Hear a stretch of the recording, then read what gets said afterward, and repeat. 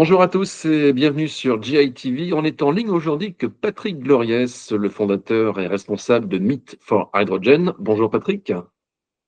Bonjour Laurent, bonjour tout le monde. Alors Patrick, on rappelle d'abord ce qu'est Meet for Hydrogen. C'est une plateforme d'échange et vous êtes présent dans au moins deux univers qui sont le portuaire et le maritime, mais aussi l'aéronautique. Exactement, c'est quelque chose qu'on a commencé il y a environ 4 ans et le but était de pouvoir réunir les gens engagés sur des projets au jour le jour. Et le message qu'on veut porter, c'est que les choses avancent malgré tout, malgré toutes les difficultés.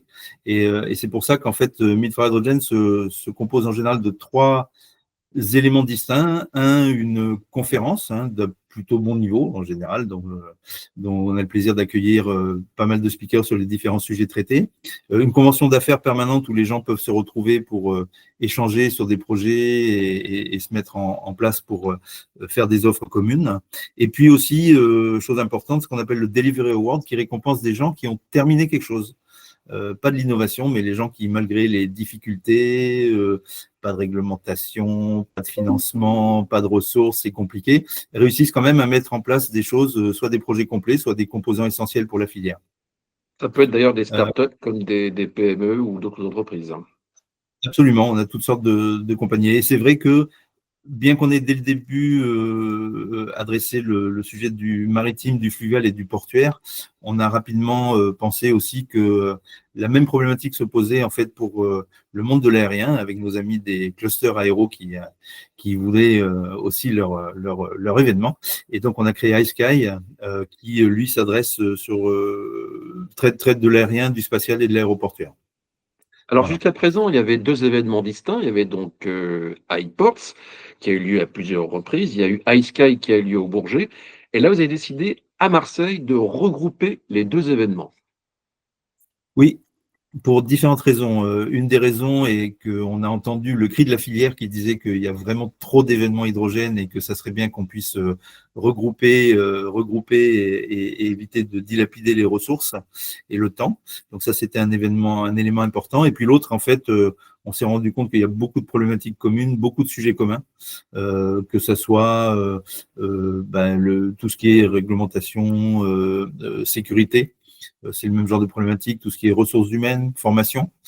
Et puis des sujets encore un peu plus techniques où on voit bien qu'au niveau des e-fuels, les gens qui fabriquent des e-fuels se posent la question de savoir s'ils le font pour l'aérien ou pour le maritime. Il y a beaucoup de sujets communs, que ce soit de la production, de l'importation, etc. Donc on s'est dit que c'était pertinent d'essayer, donc on essaye cette fois-ci de regrouper les deux et donc ça se passera fin mars à Marseille. Voilà, donc au parc des Expos, hein, le parc Chano, c'est bien cela? C'est ça, au Palais des Congrès Chano. Alors, on les regroupe, mais on ne les fusionne pas. Il y aura bien la conférence iPorts d'un côté, la conférence iSky de l'autre, et puis les sujets communs. Mais le but est que ces deux communautés puissent se regrouper et échanger. Qu'est-ce qu'on peut donner comme élément clé? Enfin, quelle sera un petit peu la tendance dans les deux événements maritimes d'un côté et puis aéro de l'autre? Alors, sur iPorts, une grosse nouveauté, c'est qu'on passe vraiment à l'international. Et donc, ça, c'est la première chose. Donc, on accueillera des représentants d'Allemagne. On aura un focus spécial sur l'Allemagne. On aura des représentants de Belgique, de Pays-Bas, d'Italie, du Maroc, du Canada, puisqu'on a fait un iPorts au Canada en novembre dernier.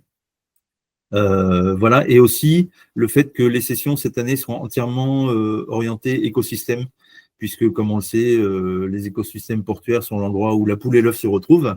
Et donc, ça sera intéressant de voir comment à Anvers, à Europa, à Marseille, à North Seaport, au Canada, en Allemagne, les choses s'organisent pour que les gens équilibrent la production et l'importation, décarbonent leurs activités industrielles et puis fassent des ports un peu le fer de lance de la décarbonation et de la transition.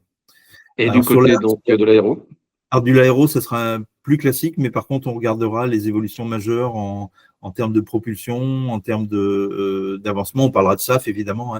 Une chose que je n'ai pas précisée, c'est que c'est vrai que ça s'appelle Meet for Hydrogen, mais on traite évidemment de tout ce qui est dérivé de l'hydrogène. Et Et on a la chance, en fait, via ces deux événements, le maritime, le fluvial et le portuaire et le iSky, de traiter les 3 endroits où le rôle de l'hydrogène est absolument incontestable et absolument vital, puisque que ce soit pour les mobilités lourdes, aériennes ou aéro, ou pour la décarbonation de l'industrie, ou l'importation et la production des carburants qui sont nécessaires aux 2 premiers, ben on a les 3 sujets où clairement, si on n'a pas d'hydrogène, ça va devenir compliqué, on va dire. Voilà. Donc, on est très content d'être un petit peu le creuset où tous les gens qui traitent de ces sujets peuvent se retrouver et échanger. Alors, cette année, ça sera plus en anglais.